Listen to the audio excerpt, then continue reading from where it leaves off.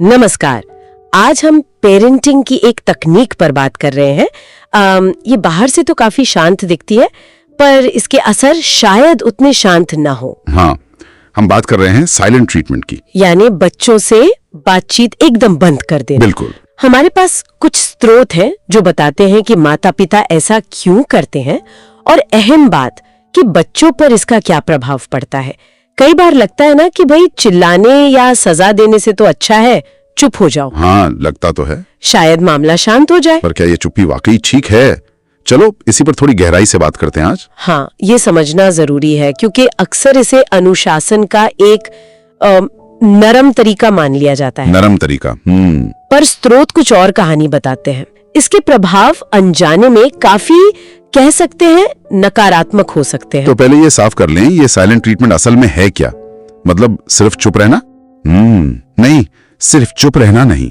स्रोतों के हिसाब से इसमें बच्चे को पूरी तरह से अनदेखा करना शामिल है। अनदेखा करना जैसे उसके सवालों का जवाब न देना, उससे नजरें चुराना, या फिर बिना कुछ कहे भी अपने चेहरे या हावभाव से गुस्सा या नाराजगी दिखाना। अच्छा। माता पिता अक्सर ऐसा तब करते हैं जब वो बच्चे के किसी व्यवहार से शायद बहुत थक गए हों, निराश हों, या जब उन्हें लगे कि बच्चा सुन ही नहीं रहा। बिल्कुल, या कोई सीमा सिखानी हो। और इसका असर, स्रोत कहते हैं कि ये डांट फटकार से भी ज्यादा नुकसान पहुंचा सकता है। ये बात थोड़ी चौंकाती है। ऐसा क्यों? हाँ, यहीं पर मनोविज्ञान की बात आती है। स्रोत बताते हैं कि छोटे बच्चों के लिए उनके माता पिता ही उनकी पूरी दुनिया होते हैं, उनका सुरक्षा कवच। एक तरह से भगवान जैसे। हाँ, कह सकते हैं। अब सोचिए, जब वही सुरक्षा का स्रोत अचानक उनसे कट जाए, मतलब बात करना बंद कर दे या अनदेखा करे, तो बच्चे के लिए ये सिर्फ नाराजगी नहीं होती, ये एक तरह का भावनात्मक परित्याग, मतलब इमोशनल अबैंडनमेंट जैसा महसूस होता है। अरे बाप रे! इससे उनमें गहरी असुरक्षा पैदा होती है, चिंता होती है, मन में सवाल उठते हैं, क्या मैंने कुछ इतना बुरा कर दिया कि माँ पापा मुझसे प्यार ही नहीं करते? यानी ये सिर्फ गुस्सा या सजा नहीं है, ये तो बच्चे के अपने वजूद पर ही सवाल उठाने जैसा हो गया। बिल्कुल, स्रोत इसी तरफ इशारा कर रहे हैं। इसका सीधा असर बच्चे के आत्मविश्वास पर पड़ता है, उसके आत्मसम्मान पर। वो कैसे? वो खुद को दोषी महसूस करने लगते हैं, बेकार, नापसंद, ऐसा सब। और उन्हें समझ नहीं आता कि गलती क्या है या उसे ठीक कैसे करें, क्योंकि कोई बात ही नहीं हो रही। हाँ, कोई संवाद नहीं है। तो वे या तो डरे सहमे रह सकते हैं, या फिर हर वक्त माता पिता को मनाने की कोशिश में लगे रहते हैं, जो बहुत तनावपूर्ण होता है उनके लिए। और ये असर सिर्फ बच्चे की भावनाओं तक ही रहता है या आगे भी कुछ होता है? नहीं, आगे भी असर होता है।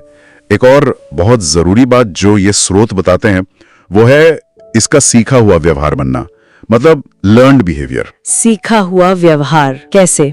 बच्चे देखकर सीखते हैं ना।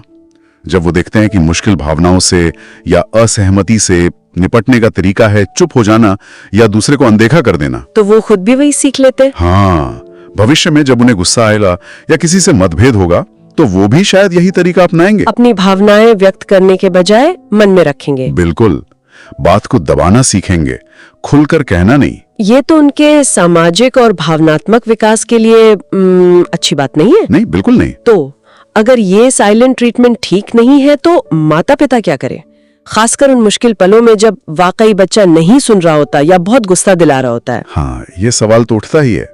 देखिए, गुस्सा आना, निराश होना, ये सब स्वाभाविक है, पर उसे व्यक्त करने के स्वस्थ तरीके भी हैं। जैसे? सबसे जरूरी सीधा संवाद। सीधी बात। हाँ, बच्चे को शांति से बताएं कि उसकी किस बात या हरकत से आपको परेशानी हुई। सिर्फ चुप होने से वो समझेगा नहीं। यानी नाराजगी जताएं पर कारण के साथ। बिल्कुल। और दूसरा बिंदु इसी से जुड़ा है, अपनी भावनाएं बताएं।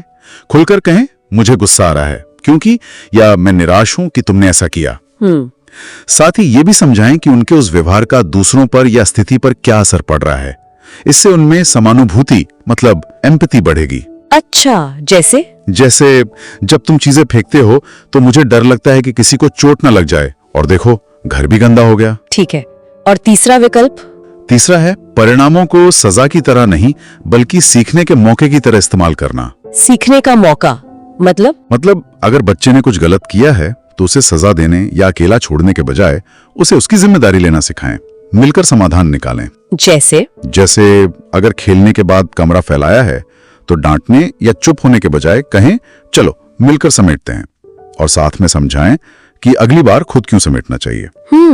ये तो ज्यादा रचनात्मक लगता है। तो सार यही निकलता है कि साइलेंट ट्रीटमेंट, जो शायद पहली नजर में एक आसान या कम हानिकारक तरीका लगे, हाँ, वो असल में बच्चों के भावनात्मक स्वास्थ्य पर अनचाहे और गहरे निशान छोड़ सकता है। लंबे समय तक रहने वाले निशान। हाँ, खुला संवाद, भावनाओं को समझना और समझाना और साथ मिलकर समस्या सुलझाना, ये तरीके कहीं ज्यादा स्वस्थ और प्रभावी हैं। तो ये सवाल जरूर उठता है कि हम अनुशासन के नाम पर जो तरीके अपना रहे हैं वो असल में बच्चे को सिखा क्या रहे हैं। बिल्कुल। और श्रोताओं के लिए भी एक सोचने वाली बात छोड़ जाते हैं, अगर साइलेंट ट्रीटमेंट बच्चों को अपनी भावनाएं दबाना और संवाद से पीछे हटना सिखाता है, तो बड़े होकर ये उनके अपने रिश्तों को कैसे प्रभावित कर सकता है?